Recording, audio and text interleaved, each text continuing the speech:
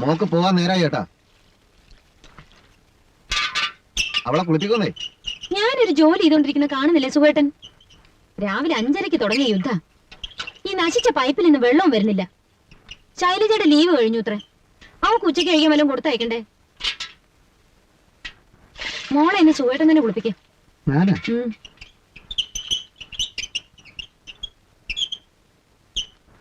ദിവ്യേ, മോള് വാ, അച്ഛൻ കുളിപ്പിക്കാം. വേണ്ട, അമ്മ കുളിപ്പിച്ചാ മതി. അമ്മയ്ക്ക് ജോലിയുണ്ട്, ഞാൻ കുളിപ്പിച്ചേരാം. വേണ്ട. ഇവിടെ വരാനാ പറഞ്ഞത്.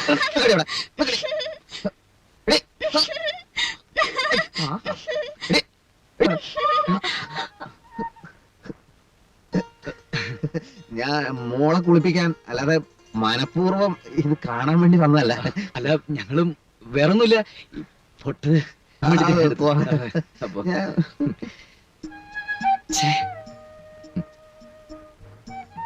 മോളെ, മോളെന്താ ഇങ്ങോട്ട് തന്നെ ഓടി വന്നത്? ഈ വീട്ടിൽ വേറെ എത്ര മുറികളുണ്ട്? അച്ഛനെ കുളിപ്പിക്കണ്ട. വേണ്ട, മോളെ ഒന്ന് അമ്മയോട് കുളിപ്പിച്ചാൻ പറ. ചെല്ലേ. അയ്യേ, സുഖേട്ടൻ എന്താ വിചാരിച്ചിട്ടുണ്ടാവുക? ഓ, എന്ത് വിചാരിക്കാനാ? ഞാൻ തൊട്ടോളാം. വേണ്ട വേണ്ട, ഇനി ഞാൻ തന്നെ വിളിച്ചേരാം.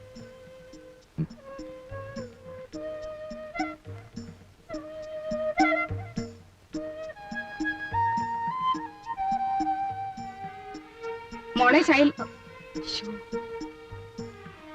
അല്ല, മോക്ക് കൊണ്ടുപോവാൻ ചോറിൽ ഇത്തിരി തൈര് ഒഴിക്കട്ടെ ചോദിക്കാൻ വന്നതാ. തൈര് വേണ്ടമ്മേ. അല്ല, പൊട്ട് തൊടിക്കാൻ വേണ്ടിട്ടുള്ള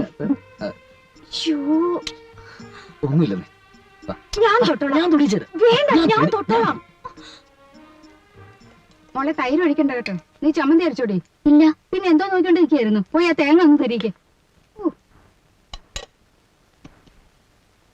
പുറപ്പെട്ടോ?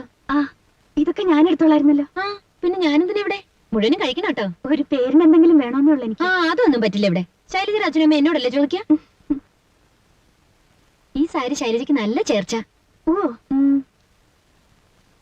ഇത് എത്ര പവനുണ്ട് ശൈലജ? ഒരു 3 പവൻ കാണും. നന്നായിരിക്കുന്നു. ഈ കറുത്ത മണി ഇതിന്റെ ഇടയ്ക്കിടയ്ക്ക് ഇങ്ങനെ ഇരിക്കുന്നതാ എന്റെ ഭംഗി. എനിക്ക് പിന്നെ ആഭരണങ്ങളെ പറ്റിയൊന്നും വലിയ പിടിയില്ല. താല്പര്യമില്ലാത്തോണ്ടാ. ഈ സ്വർണ്ണമാലകൾ കഴുത്തിൽ ഞാത്തിട്ട് നടക്കുന്നൊന്നും എനിക്ക് തീരെ ഇഷ്ടമല്ല.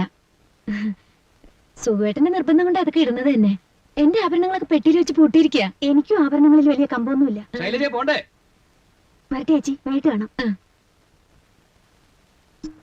നിന്നെ കാത്തുനിന്ന് ഞാൻ വൈകി. പ്രകാശ് ഏജൻസിക്കാര് ചരക്കിറക്കാൻ വരുന്ന ദിവസാ. വന്നിട്ട് പോയാവോ?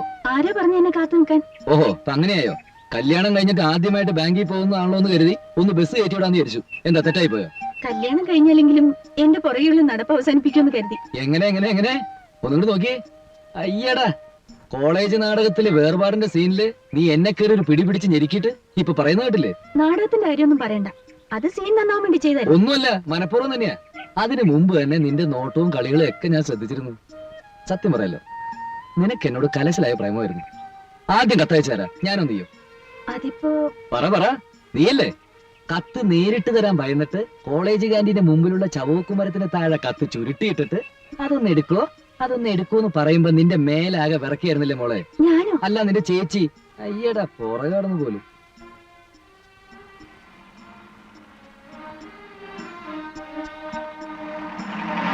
ബസ് വന്നവരെ ഞാൻ നിൽക്കണോ? വേണ്ട, കട തുറക്കാൻ വൈകില്ലേ? അത് നീ പറഞ്ഞാ ഞാൻ നിൽക്കാം. വേണ്ട, രാത്രി നേരത്തെ വന്നാ മതി. ശരി.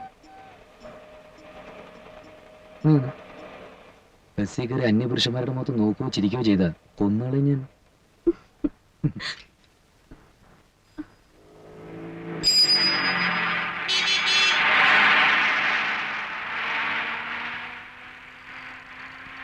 ആ പ്രകാശ് ഏജൻസിക്കാർ വന്നോ?